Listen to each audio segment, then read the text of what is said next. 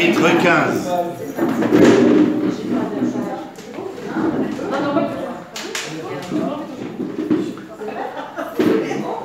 Chapitre 15. Elle m'a montré. Merci. Merci, allez, tu es là? On va y arriver. Excusez-moi, c'est les premiers problèmes techniques. Tov, alors, ça s'appelle la vision de ce qui va être l'alliance entre Bétarim, c'est toujours difficile, c'est des morceaux de chair animale. D'accord? Alors on va voir le texte ensemble. Et pardon? Ah oui. Leilou Nishmat André Ben. André Yaakov Lelouch. Leilou Nishmat Philippe Eliaou Ben Pnina. Refoua Shlema Shel Nerdi Neurai Ben Netanel Gabriel Abraham. Amen. Amen. Sauf. Tu l'as? Alors, Achar Advarim Haele, après ces événements-là, de quels événements parlons-nous? Le dernier cours qui fut le nôtre concerne la guerre que mena Abraham contre les 5 rois. On se rappelle. Et donc, Achar Advarim Haele, suite à ces événements dont nous avons parlé, Ayad Var Hashem El Avram Bemachazé. La parole de l'Éternel s'est révélée à Abraham Bemachazé. Mazé Machazé, c'est une vision. Chapitre 15, Tetvav Pasuk Aleph. La paracha c'est Lech Lecha. Chapitre 15. Vous y êtes? C'est très bien. Bemachazé, les morts. Donc il va, dans cette vision, l'Éternel s'adresse à Abraham. Al tira Abraham, je vous rappelle que ce n'est pas encore Abraham, mais Abraham. Al tira, ne crains rien, Abraham. Anochi magen lach, je suis ton protecteur. Je suis ton protecteur, il ne t'arrivera rien de mal. Srarecha arbe meod. Il ne t'arrivera rien de mal, nous pouvons l'entendre physiquement, mais qui plus est, srarecha arbe meod, ton salaire sera important. Ton salaire sera important, pas parce qu'il travaille, mais parce qu'il agit en conséquence de ce que l'Éternel lui a demandé. Le srar ici, c'est le salaire, le mérite d'être Abraham. Le mérite d'être Abraham, c'est-à-dire de remplir la fonction abrahamique. Qu'est-ce que ça veut dire la fonction abrahamique? Ça vient nous enseigner de manière, je dirais presque très stoïcienne, je dois être ce que je dis, ce que je fais, ce que je pense. Il ne faut pas qu'il y ait un a contrario entre ce que je suis dans ma parole, dans ma pensée, dans mes actes. Voilà. Vayomer Avram Hashem, Elohim, ma titen li. La question que pose Abraham est une question qui relève foncièrement de la philosophie et de la philosophie hébraïque. Pourquoi? Parce que la question que pose ici Abraham, ma titen li, alors que nous venons de lire Srarecha arbe merod, c'est-à-dire que ton mérite est énorme. Et le verset suivant, c'est-à-dire au verset bête, la question Vayomer Abraham, la parole abrahamique, je vous rappelle que la parole ici est en langage de tendresse, parce que Amira, c'est langage de tendresse. Hashem Elohim, l'interpellation d'Abraham vis-à-vis de l'Éternel, il n'interpelle pas simplement le Dieu, créateur des lois immuables de la création, Elohim, mais il interpelle celui qui est interpellable, c'est-à-dire celui par lequel la prière va pouvoir permettre de changer les verdicts, quels qu'ils soient. Lorsqu'il appelle Hachem Elohim, c'est qu'il en appelle à la miséricorde de l'Éternel comme loi immuable. Il dit Hachem Elohim, ma titenli, que me donneras-tu? Je dis là, cela relève, ça commence, veut dire, vous allez voir un peu plus loin. Cela, je me suis noté pour vous, bien entendu, un certain nombre de choses que je vais vous expliquer. Ma titenli, c'est donc que me donneras-tu? Ve'anochi oler hariri. Donc il y a quelque chose ici. Ah, j'ai pas traduit. Ve'ani oler hariri. Je vais miséreusement. Miséreusement, le miséreux, c'est celui qui ne possède pas, qui n'a pas. La lechet hariri. Vous verrez en hébreu de dire qu'une personne est haririte, c'est-à-dire qu'elle est miséreuse, qu'elle manque. C'est-à-dire, si vous voulez ouvrir les fenêtres un peu, parce qu'il n'y a pas beaucoup d'air là-dedans. Hein? Non, il n'y a pas beaucoup d'air. C'est vrai. Ve'anochi oler hariri.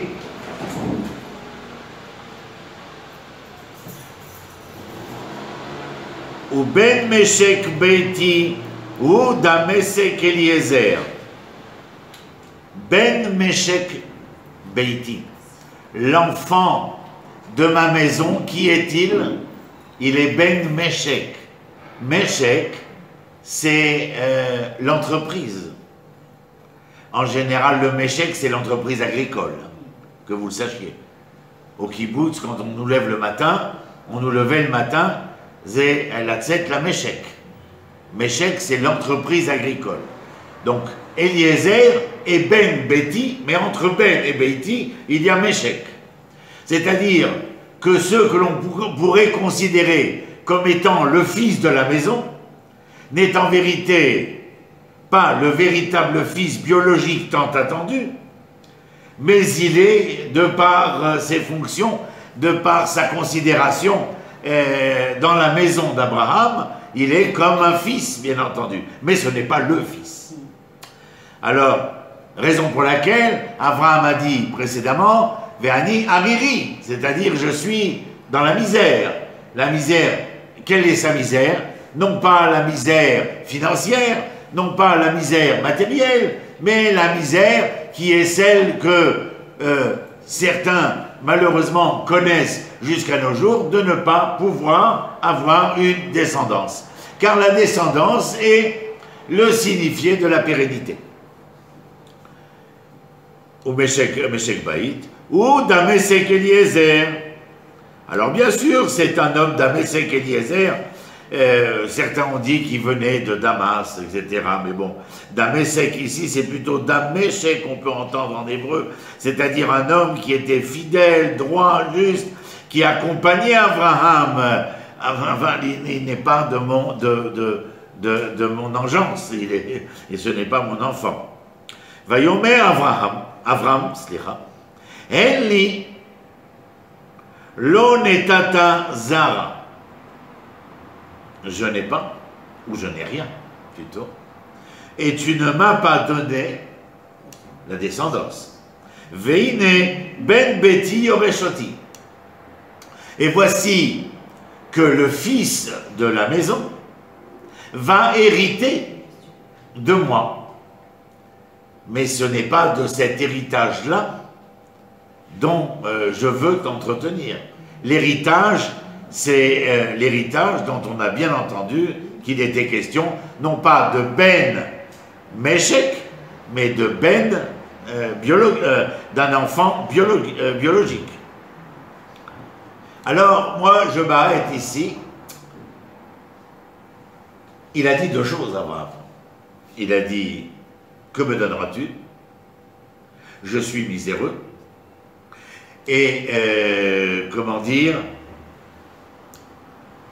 je n'ai rien,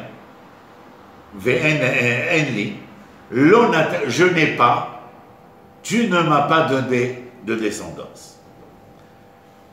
Alors, bien entendu, la question est de dire, mais ne serait-ce que dans ces versets précédents, l'Éternel t'a promis un salaire selon ton mérite. Pour quelle raison venir et interpeller l'Éternel alors que tu viens de recevoir la promesse de? Alors il y a, bien entendu, ici, en tout cas, ça vous interpelle, ça m'interpelle, ça interpelle chacun de nous de dire, mais enfin, où est ce que l'on entend dans le terme de Emouna, c'est-à-dire de fidélité, de confiance et de vérité, qui est le sens du mot Emouna. Et donc la question, elle nous interpelle, parce qu'en fin de compte, Abraham, certains viendraient nous dire, ah, mais il n'est pas Abraham, il découvre Dieu, il croit au fait qu'il y a un juge et une justice dans le monde, mais le concernant personnellement, les choses ne vont être entendues par lui qu'à travers les épreuves qu'il va devoir traverser. Mais cela vient vous faire entendre que le patriarche à l'origine de notre histoire est celui qui, comme chacun de nous, va avoir besoin d'être convoqué à l'épreuve de la vie pour pouvoir faire valoir qu'il fait preuve d'une confiance indélébile, d'une fidélité à toute épreuve et d'une vérité inébranlable. Mais cela ne s'arrête pas là. Veine dvar Hashem elav. On imagine que l'Éternel va lui répondre. Les morts. Lo irashra ze. Ne t'inquiète pas, le Ben Meshek Eliezer, ce n'est pas lui qui va hériter de ton enfant, de ton héritage. Ki im asher itze mimecha. Celui qui héritera, c'est celui qui sortira de ton sein. Ou irachecha, lui va hériter. Vayotse oto achutza. Et que fait-il là, l'Éternel? Il y a donné une réponse. Mais c'est un peu de la même manière où j'aurais vis-à-vis de mon élève ou de mon enfant. Calme-toi, rassure-toi. Calme-toi, rassure-toi, quoi? Tout se passera pour le mieux. Ici, tu auras un enfant biologique. Et lui héritera. Mais maintenant que je t'ai rassuré, je voudrais te montrer quelque chose. Mais je ne vais pas te montrer quelque chose pour simplement te le montrer. Mais lorsque tu verras, il faudra que tu apprennes. Et alors, lisons ensemble. Vayotse oto achutza. Vayotse oto achutza, il a demandé à Abraham de sortir. Donc on imagine qu'il était à l'intérieur. C'est très possible qu'il était à l'intérieur de son habitat, de sa tente à Éloné-Mamré, et que l'Éternel lui demande de sortir, surtout vu ce qui est écrit par la suite. Vayomer, et Dieu lui dit, Abet na. Abet, c'est l'impératif. Contemple, regarde. Na, s'il te plaît. Ashmaïma, les cieux, ou sport akochavim, compte les étoiles, im tuchal lispor otam. Si jamais tu pouvais compter, décompter les étoiles du ciel. Alors lorsqu'il lui dit « sors dehors », ce n'est pas simplement pour lui dire « sors de ta tente ». Rashi, pour ceux qui l'ont vu, dit « c'est-à-dire « sors de ta croyance en l'astrologie ». Ça ne veut pas dire qu'il n'y a pas d'astrologie. Entendez bien. Sors de ton astrologie. Ne te réfère pas à ce que tu es capable de comprendre grâce à ceux qui te l'ont expliqué. Que dans la configuration de Vénus et de Mars et je ne sais trop quoi, il est probable que Dieu lui dit, c'est à propos de ça. Si tu veux être capable de comprendre quelque chose, il faut que tu sois capable, dans un moment critique, dans un moment d'épreuve, de te mettre en dehors du sujet qui te pose problème, afin d'avoir un regard sur le sujet qui te permette de l'appréhender d'une manière un tant soit peu plus objective. Si tu restes à l'intérieur de la problématique, tu es mu par la dynamique de la problématique. Sortir de ta croyance qui est la tienne, on le sait, il est vieux. On le sait, puisqu'il est vieux, comment aurait-il un enfant? Donc, il n'y a aucune conjoncture ici qui puisse objectivement lui permettre de penser que Sarah aurait un enfant. Et Dieu lui dit, le problème, c'est que tu n'as pas d'enfant. Et que tu voudrais un enfant. Si tu restes dans la conjoncture dans laquelle tu te contris, tu ne pourras pas appréhender ma promesse. C'est comme s'il lui disait, ta question, après que je t'ai dit que ton mérite sera énorme, important, ta question était à travers et au travers de la situation qui était la tienne.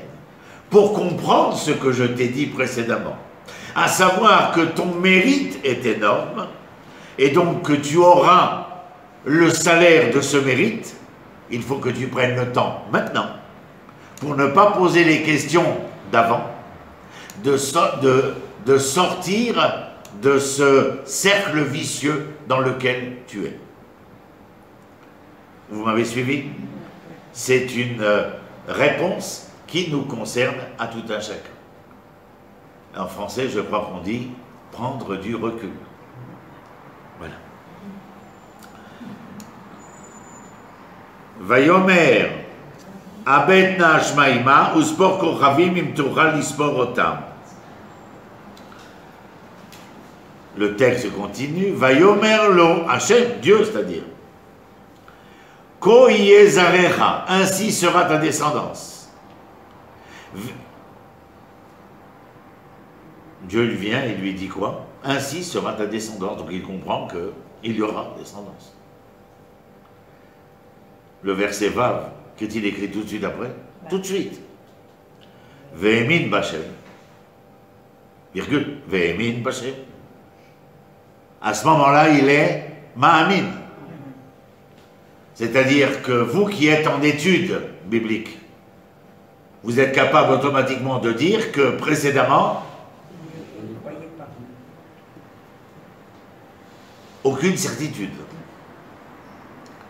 S'il n'y avait pas de certitude, c'est-à-dire que Abraham était dans le doute. Ou est-ce que c'est vraiment l'émouna ou est-ce que c'est vraiment, ou est-ce qu'il a plus besoin de répondre à son besoin et qu'il lui dit jamais, au grand jamais, dans le texte biblique, quel qu'il soit, parmi les 929 chapitres,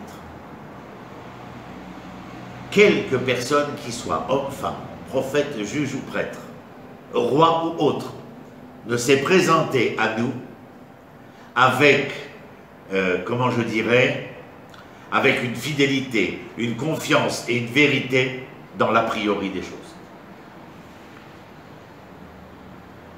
Ce sont les événements qui vont venir affermir, asseoir, consolider, convaincre. Personne n'est dans l'a priori, jamais, Jamais, je ne connais pas. Je prétends pas que je connais les 1386 pages par cœur, mais j'en connais assez pour dire que je n'en connais pas. Pas même Moïse, Moshe. Qui que ce soit d'ailleurs. C'est-à-dire, donc, donc, le texte au Passouk va, vient et nous dit Vehemin Bachem. J'ai pas besoin qu'on me fasse un dessin, je déduis tout seul. On induit le propos, mais mon esprit déductif est capable de comprendre ce que cela veut dire.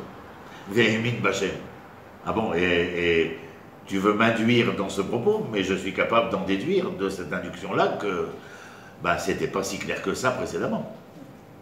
Il était dans le doute. C'est normal, là. Mais personne ne dit que c'est pas normal. C'est ce que j'ai répondu à Cécilia. Bien évidemment. Je le dis maintenant.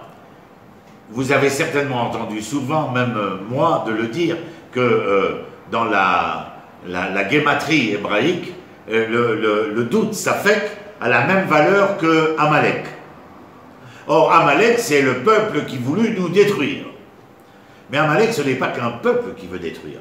Pour nous dire que le doute a la même guématrie que Amalek, c'est que Amalek, bien plus que d'être ce peuple qui voudrait nous passer au fil de l'épée, est d'abord celui qui veut, comment dire, nous amener à disparaître par nous-mêmes. Pas le fil de l'épée matérielle, mais le fil de l'épée philosophique, spirituelle, etc. Mais Amalek, comment dit le Rav Kook, on doit détruire celui qui est l'Amalek que nous ne connaissons pas aujourd'hui. Mais parlons de l'époque biblique, il fallait se battre, comme le fera Yoshua après la sortie d'Égypte, contre Amalek, bien entendu. Il fallait se battre, combattre. Mais pourquoi ce Amalek est-il présent? Puisque le Amalek originel, le Rambam vient le traiter dans les lois sur la royauté, comme quoi il fallait proposer à Amalek la paix comme nous la proposons à chacun des peuples avec lesquels nous sommes en conflit. Et que si Amalek acceptait cette paix, il nous était interdit de devenir les belligérants contre Amalek. Pourquoi? Parce que le Amalek que nous connaissons est un Amalek qui n'est pas né de rien, mais qui a été voulu. Et dans ce voulu, je serais presque, j'aime pas tellement, mais 2 secondes platonicien, dans le monde des idées, cher à Platon, il y a Amalek que nous connaissons, enfin, le texte biblique connaît, mais il y a l'idée d'Amalek. Et si Amalek dit oui à la paix, ou si Amalek dit non à la paix, restant Amalek, il est toujours le reflet de l'idée pour lequel il est Amalek. C'est-à-dire que le fait que cet Amalek soit, et qu'il vienne, que fait-il en fin de compte? Il te remet en question. C'est-à-dire qu'il te provoque à douter. Le Rav Kook, comme je vous le disais, trouve dans cette formulation-là le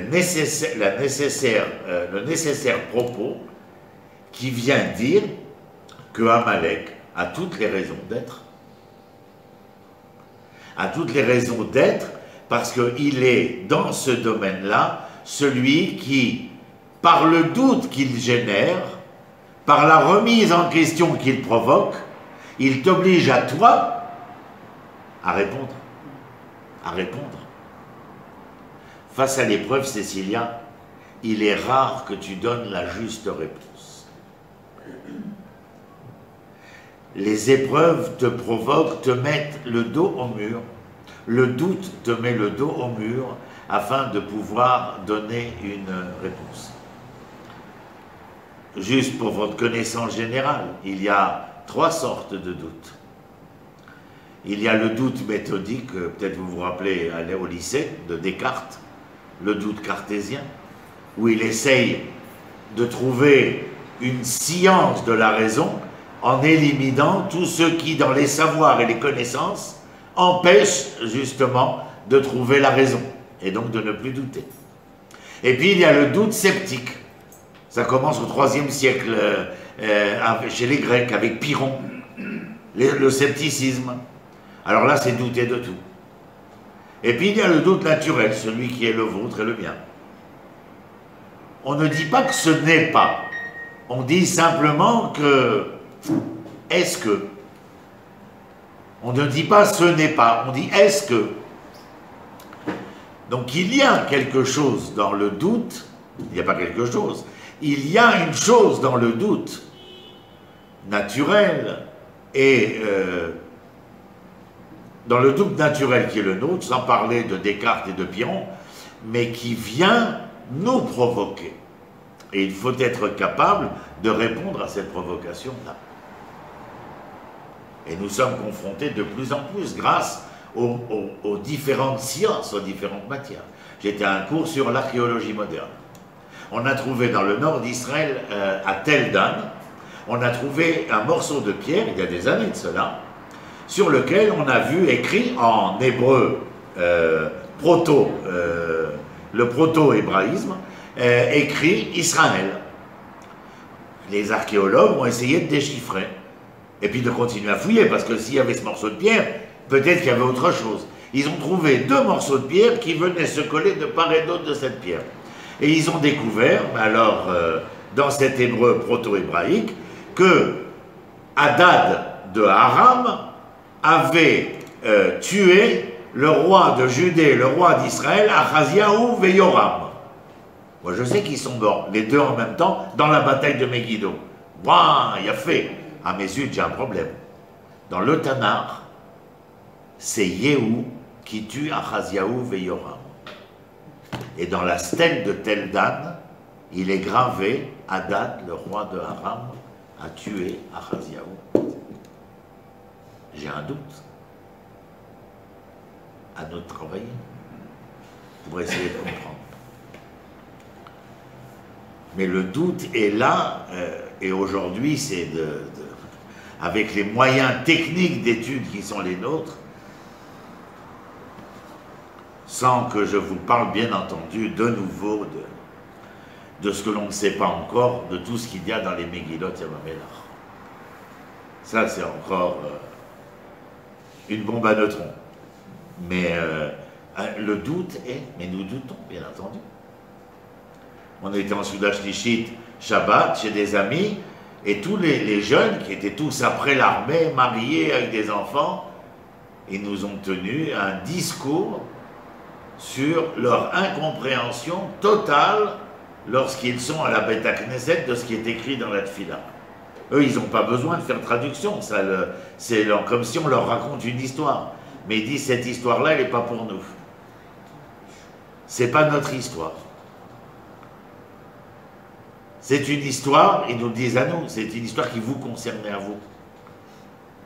Parce qu'il fallait que vous surviviez. Mais nous, on est vivants. Alors comment on fait? C'est un doute, n'est-ce pas? Il y en a des comme ça, il y en a des milliers. Il y a moins tu étudies, comment il dit les Pirkei Avot? Marbe nechassim, marbe da'agot. Plus tu as de bien, et plus tu as de soucis. Ben, c'est un peu la même chose qui se passe là. Donc, vous voyez dans quelle situation nous sommes. Et il est fort peu probable que la plupart des fois où vous êtes tombé sur une étude concernant ces passages-là, que vous soyez confronté à de telles réflexions. Je continue. Vayomer elav, ani Hashem asher hotzeti cham yur kasdim. La tête lecha et haaretz azot lirishta. C'est deux choses. Ah oui, on n'avait pas fini, pardon, excusez-moi. Juste un peu avant. Vehemin b'Hashem. Et ce qui est écrit, vayechashvea tzedaka. Tzedaka, faites-moi plaisir, ne traduisez jamais cela comme l'aumône. Il faut voir la conjoncture, la contextualité. Tzedaka, c'est la justice. C'est tzedek. C'est-à-dire qu'il a cru, et cette croyance qui est celle d'Abraham à ce moment-là a été considérée comme juste, à bon escient. Vayomer Elav, et juste après cela, avant cela, Dieu lui dit, ne t'inquiète pas, tu auras une descendance.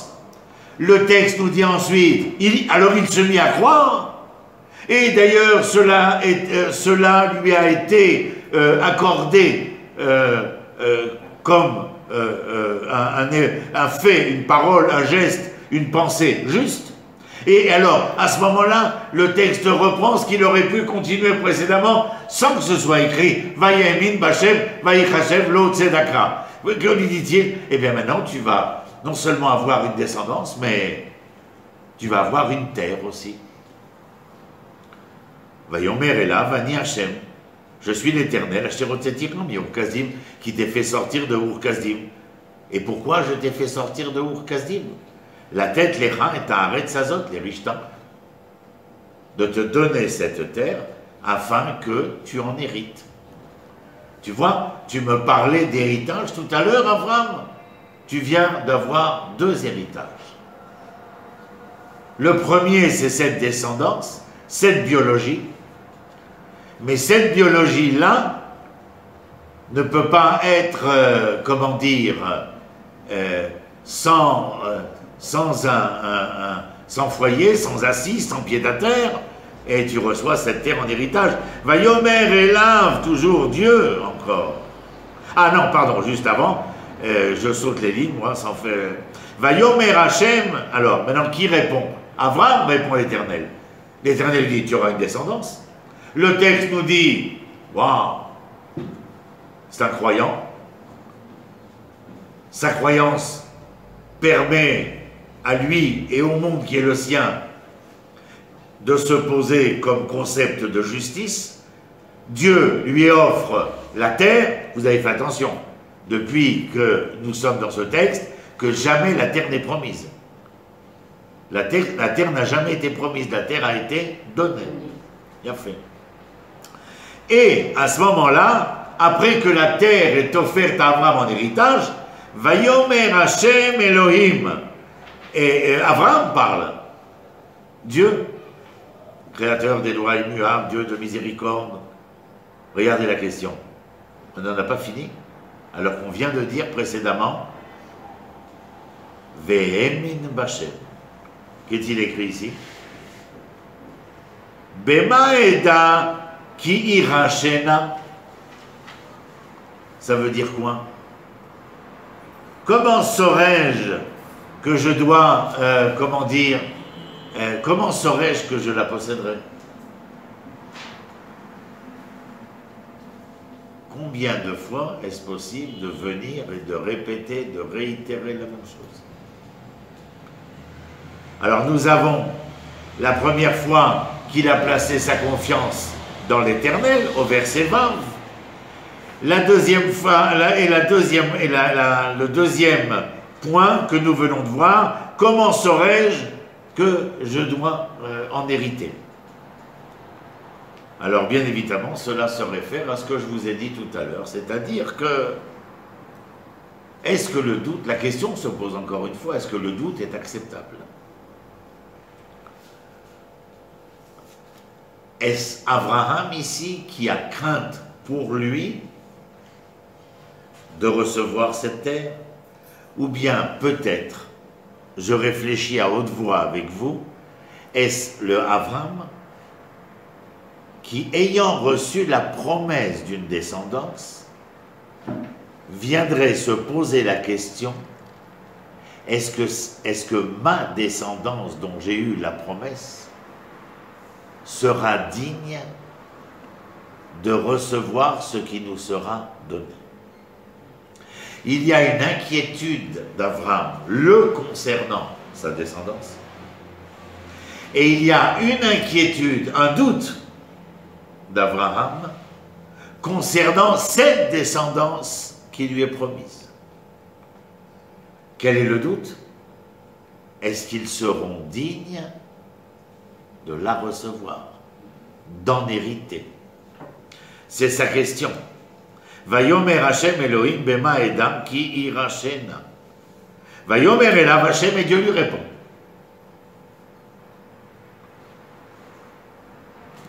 Certains viennent et disent chez nos maîtres que ce que nous allons lire maintenant et qui paraît assez brutal, assez sanguinolent, est la conséquence de ces doutes.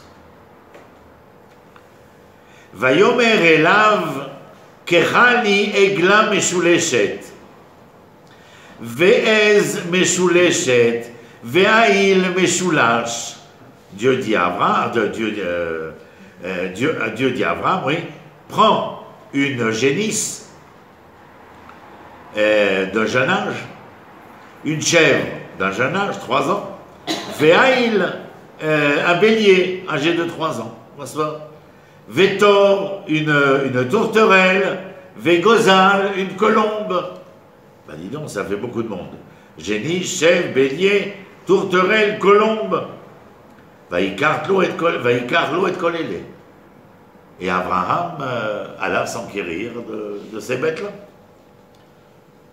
Vaïvater otam. Et que fait-il à ces bêtes-là? Presque à toutes. Il les coupe en deux. Vaïvater otam. Mazé bitour. Tranché en deux. Vaïvater otam. Bataver, c'est-à-dire dans la longueur. Vaïten ish bitro likrat reu. Et chaque partie est mise de part et d'autre. Maintenant, vous imaginez que de part et d'autre, ces parties coulent. Bien entendu. Ce n'est pas fini. Vaïten ish bitro likrat reu. Vetatsipor, c'est quoi le tsipor ici? Enfin, c'est un nom d'oiseau général, bien entendu. La tourterelle et la colombe. L'obata, il ne les a pas tranchés. Il a fait même. Vous êtes sur la scène et vous voyez ce qui se passe. Vayered Haït à la Pégarim, Vayeshev Otam Avram. Mazé Haït, c'est l'aigle, l'oiseau de proie. Vayered à la Pégarim. Mazé Péger, ce qu'il a tranché et mis de part et d'autre, c'est devenu de la chair sanguinolente. C'est Péger. Que fait l'oiseau de proie? Il s'abat sur ces parties-là sanguinolentes. Vayeshev otam Avram. Et Vayeshev otam Avram, c'est-à-dire qu'Avraham essaye, fait en sorte d'empêcher l'aigle de s'abattre sur la proie, Nahon, et qu'est-ce que ça veut dire? Ces animaux qui ont été tranchés de part et d'autre, avec le sang qui coule, et l'oiseau de proie qui s'abat.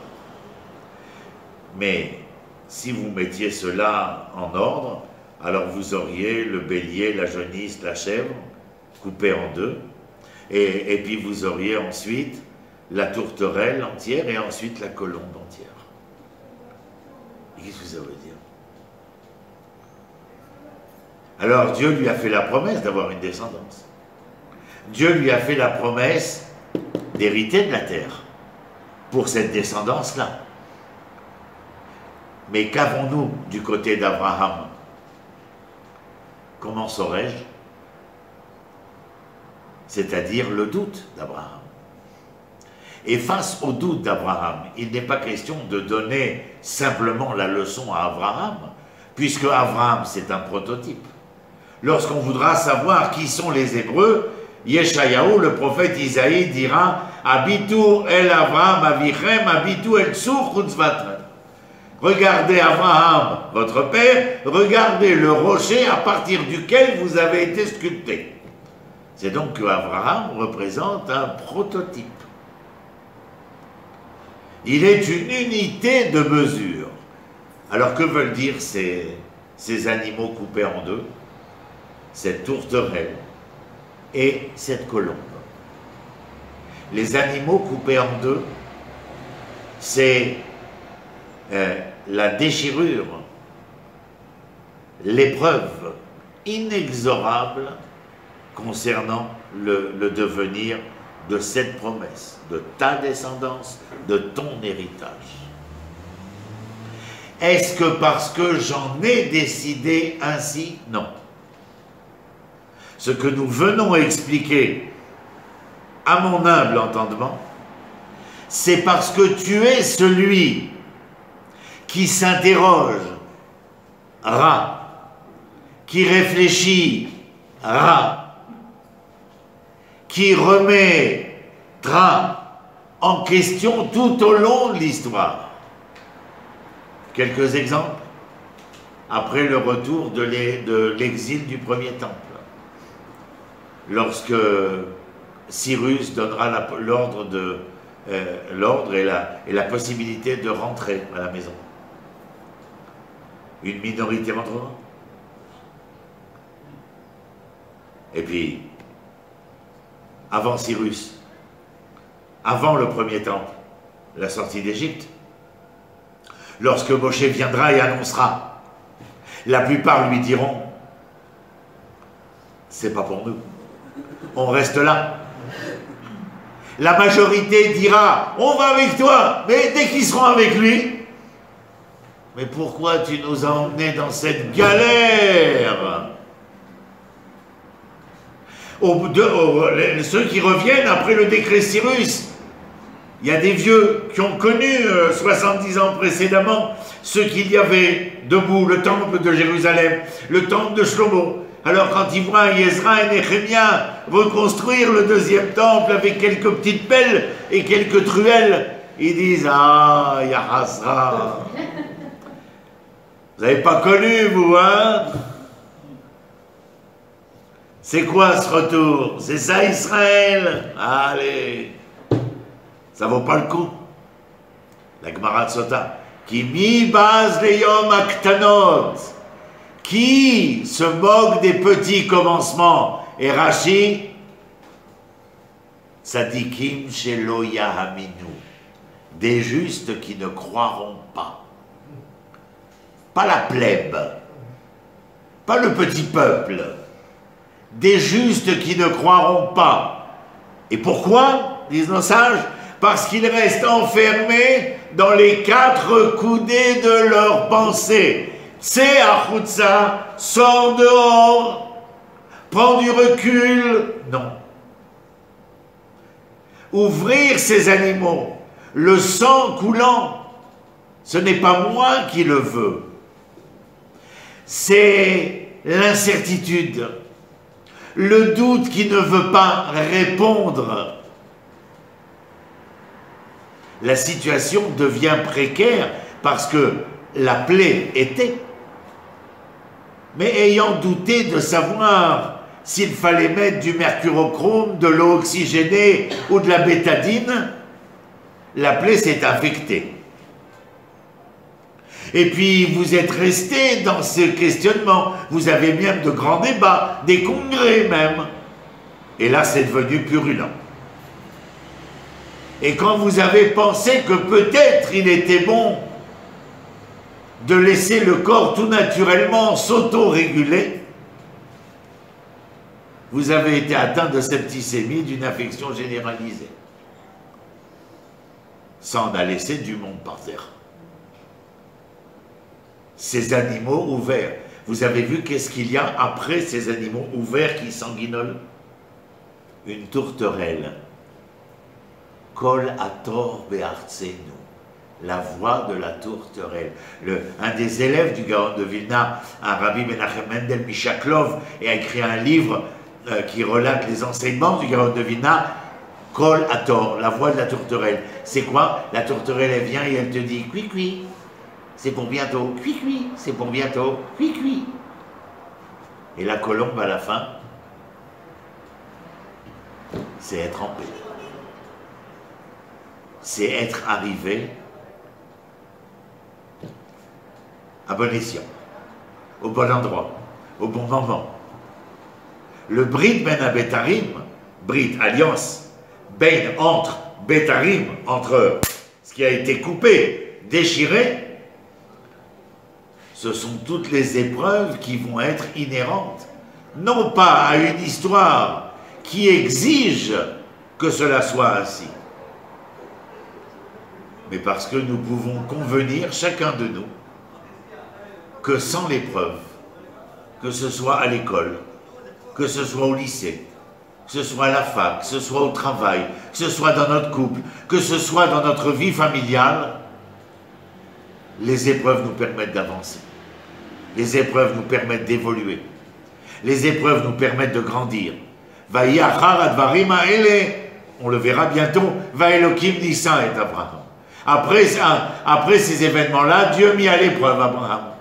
Aval l'énassot quelqu'un, mettre à l'épreuve quelqu'un, c'est le verbe l'énassot, la racine c'est nasso, nes, c'est un étendard. Ça veut dire que celui qui a sortir grandit. Mais vous entendez tous les soirs au moment du Homer, Bedamai Chair, Bedamai Chair. Et pourquoi on dit deux fois le sang? Il y a le sang de la Brit Mila, on a bien compris. Mais l'autre sang, c'est quoi? Le sang versé. C'est le sang que nous voulons accepter de verser. Parce que nous sommes incapables de faire les comptes, les décomptes, et être, comment dire, présent dans cette histoire qui nous interpelle, et je vous dirais mieux, dans ce midrash qui nous dit que 3 villes ont été achetées à prix d'argent, Jérusalem, Hebron et Shrem. Niknu bedamim, elles ont été achetées à monnaie sonnante et trébuchante. Damim en hébreu, c'est monnaie sonnante et trébuchante. Mais damim, c'est polysémique. Ça veut dire la monnaie, mais ça veut dire le sang. Ou bien vous comprenez que ces villes qui ont été achetées vous reviennent tout naturellement en héritage. Mais si vous n'acceptez pas l'héritage, ces villes deviendront les vôtres comment? Par le sang. Brit ben abetarim. Est-ce que la génisse, le bélier et la chèvre étaient obligatoires? Et n'aurions-nous point pu rencontrer la tourterelle et la colombe tout naturellement? C'est une grande question. Mais la réponse est bien évidemment que nous sommes ces hommes. Hommes avec un grand H, hommes et femmes bien entendu. Tov. Et que lui dit-il? Vaï Hashemesh Lavo, va tarder Manafla l'Abraham. Donc le Hashemesh Lavo dans le Tana, c'est que le soleil se couche. Se couche, pas se lève, se couche. Hashemesh Lavo. Vaï Hashemesh Lavo. Verset Yudbet. C'est Shkia, on dit comme ça dans le Tana. Va tarder Manafla l'Abraham, il s'est endormi. Et il a été emporté dans une sorte de frayeur sombre. Nophelet alav s'est abattu sur Abraham. Vayomer, qui? Dieu a qui? Abraham. Yado ateda ki ger yezarecha be'eretz lo lahem. Et là, alors quoi? Tes enfants, oui, tu vas avoir des enfants. La terre, bien sûr que je te l'ai donnée. Mais entre tes enfants et la terre, il y a Doha Teda, savoir tu sauras, qu'étranger, ta descendance sera étrangère, Be'eretz lo lahem. Je me suis noté quelque chose, je crois, je ne sais pas où, mais sinon je vous le dis comme ça. Qui me paraissait intéressant. Ah oui. Et c'est ça, Menachem. La femme de Abraham, Sarai, quel a été son rapport avec Agar? Agar.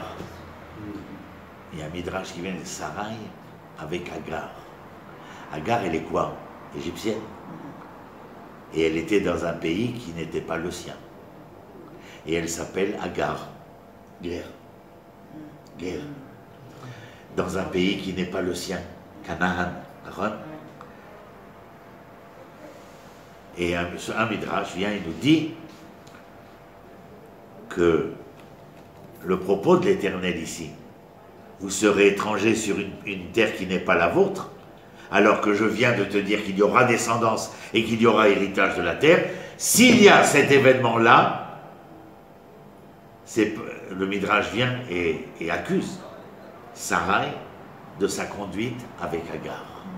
Agar était une étrangère sur une terre qui n'était pas la sienne. S'étant conduite comme elle s'est conduite avec Agar, que sa descendance soit étrangère sur une terre qui n'est pas la sienne, n'est que, comment dirait-on aujourd'hui en hébreu, Mida, Keneged Mida. De la même manière que tu as agi vis-à-vis de Agar, princesse égyptienne, eh bien, les choses se retourneront contre toi. Et Be'eretz Olahem, Ve'avdu ve'inu otam, et ils vont être asservis, et ils vont les supplicier, Arba meot shana, 400 ans, Ve'gam et agoy asher yavdu dan anochi, mais ce peuple qui va servir Israël, je le jugerai, Ve'acharechen, itzu, berechush gadol, ils sortiront avec beaucoup de biens. Ve'ata tavo el avotecha beshalom, tikaver beseva tova, ve'dor revi'i yashuvu hena, כי לא שלם עוון האמורי עד הנה. ויהי השמש באה ועלתה היה, והנה תנור עשן ולפיד אש אשר עבר בין הגזרים האלה. ביום ההוא כרת השם את אברהם ברית. Donc tout ce que je viens de dire, c'est qu'ils sortiront avec beaucoup de biens, et que lui mourra, mais d'une belle vieillesse, Abraham, et qu'il sera bien enterré, on sait où, et la 4e génération reviendront au pays, et celui qui a occupé le pays, eh bien, devra le remettre à Israël, sinon il en payera le prix. Et comment dire, une grande obscurité s'est abattue, et alors la vision qu'il eut d'un nuage un nuage de fumée, de fumée, comme la fumée qui sort d'un four, velapid esh, et une torche, asher avar ben agzarim haele, et la torche qui est sortie entre ces fameux morceaux qui étaient coupés de part et d'autre. Bayom haou karat Hashem, ils ont donc les morceaux ont été brûlés, grillés, bien entendu. Et Bayom haou, et en ce jour, Dieu a établi l'alliance. Les arecha natati et aretzazot, à ta descendance je donnerai sa terre. Minar Mitzrahim, Adanar Gadol, depuis le Nil jusqu'au Tigre et l'Euphrate, Nahom, et à Keni, et à Kenezi, et à Kadmoni, ואת החיתי ואת הפריזי ואת הרפאים ואת האמורי ואת הכנעני ואת הגרשי ואת היבוסי, tous ces peuples, eh bien, d'une certaine manière, viendront et te remettront cette terre qui t'a été promise. Mais la fin est juste pour finir le chapitre. L'important que nous avons vu ce soir est bien entendu le doute d'Abraham par rapport à la confiance exigée, à la fidélité exigée et à la vérité exigée. L'Éternel répond à Abraham, il aura une descendance. Et là, on nous dit que Abraham est croyant et que là, cela lui sera compté comme des points de justice pour ce qu'il établira dans le monde. Mais Dieu promet ensuite l'héritage. Abraham s'est inquiété de sa descendance, qu'il n'avait pas de descendance. Mais une fois qu'il a la promesse de sa descendance, il s'inquiète du devenir de cette descendance. Est-ce qu'ils auront, le droit d'hériter de cet héritage-là? Et Dieu lui demande d'ouvrir ses animaux, tout ce que j'ai expliqué concernant ces 3 animaux ouverts, sanguinolents, avec la tourterelle et puis la colombe. Et en fin de compte, après cela, Dieu annonce à Abraham, encore une fois, dans le songe, dans la vision, que sa descendance sera étrangère, sur une terre étrangère, et qu'ils souffriront, ils seront asservis. Et ce midrash que j'ai trouvé intéressant de venir et de dire le rapport que la mère des Hébreux, encore une fois prototype, mesure vis-à-vis de la princesse égyptienne, qui représente une mesure aussi, l'inconduite qu'on avait déjà ressenti avec Abraham entre nous. Parce que si ce n'était pas Dieu qui est venu dire à Abraham, Kol Mashitoma Sarah, Shma Bekola, tout ce que te dira Sarah, écoute ce qu'elle te dit, Abraham, il n'aurait jamais renvoyé ni Ishmaël, ni Agar. Donc, on comprend bien qu'il y avait là un problème. Et face à ce problème-là, ce Midrash vient et dit, eh bien, Mida Keneged Mida, Dieu vient et vous annonce que vous allez être étrangers sur une terre étrangère, asservis, et devoir sans.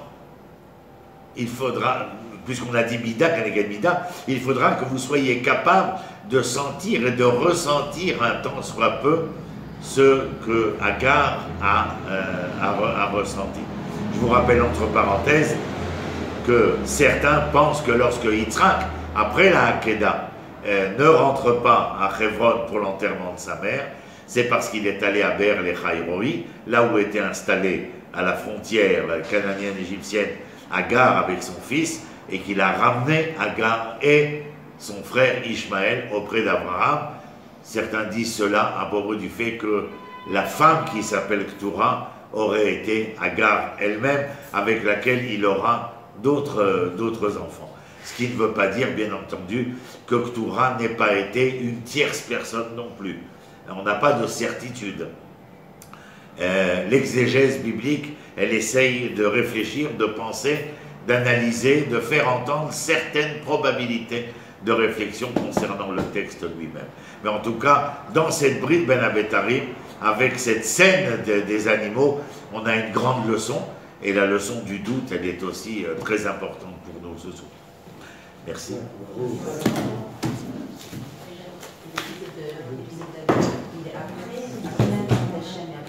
J'entends pas. L'épisode d'Agar et de Sarah, c'est après ce que Hachem a déjà prédit. Déjà dit à. C'était déjà écrit. On allait devoir. Tu sais ce qu'ils répondent les sages? En mukdam ve'en meucha. Ça veut dire que dans la chronologie. Mais logiquement, tu as raison. La question est posée à propos de plein de choses que nous avons dit ici. C'est-à-dire, est-ce que lorsque parle d'un avenir, est-ce que cet avenir peut être le témoin prophétique d'un devenir plus lointain? Mais ça, je ne sais pas. La parole est créatrice. Pardon? La parole elle est créatrice. Oui, la parole est créatrice. Mais les deux points, les deux. Déjà les personnes et les personnages dans des comportements qui auraient pu, qui a une possibilité d'être, il y a une possibilité aussi dans les suites qui soient différents. Moi, je pense qu'ici, elle est créatrice, elle pose les choses. D'accord. Et c'est pour ça que je pense que, et j'ai insisté là-dessus ce soir, que les réactions, les paroles d'Abraham, elles sont significatives dans ce chapitre-là. Des questions qui ne sont pas entendues par l'Éternel comme à bon escient, et qui relèvent du doute, et qui nous amènent à penser ce doute-là, et de savoir si le doute est acceptable, oui ou non. Moi, je dis que oui. Je veux dire aussi que s'il n'y avait pas eu de demande d'enfants, finalement, il y a cette histoire. Si dans le projet, il y avait déjà eu des enfants, tu sais très bien comme moi que Yitzhak et Rivka vont aller se contrirent en lamentation parce qu'ils n'ont pas d'enfants. Quand Yaakov s'en va, il interpelle l'Éternel de le ramener ici et qu'à ce moment-là, Veti Eli Elohim, et tu seras pour moi Dieu. Ah bon, et avant, il n'est pas Dieu alors? Si tu m'as donné à manger, m'as habillé, tu me ramènes, tu seras pour moi comme un Dieu. Donc il y a mais oui. C'est arrêter de vouloir présenter les personnages bibliques dans une espèce d'apologie qui ne dessert aucun d'entre nous. Alors que lorsque je vois Abraham tel qu'il est, il n'en est pas moins Abraham et Abraham de demain, mais il m'est proche parce qu'avec lui je peux réfléchir à des questions qui me sont propres.